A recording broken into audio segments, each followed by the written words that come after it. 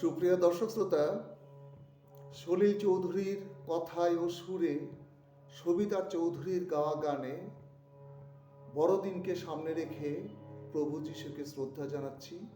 ভালো লাগলে like, comments, share, follow এবং সাবস্ক্রাইব করবেন। ধন্যবাদ। বিশ্বপিতা তুমি হে প্রভু, আমাদের প্রার্থনা এই শুধু তোমারি করুণা হতে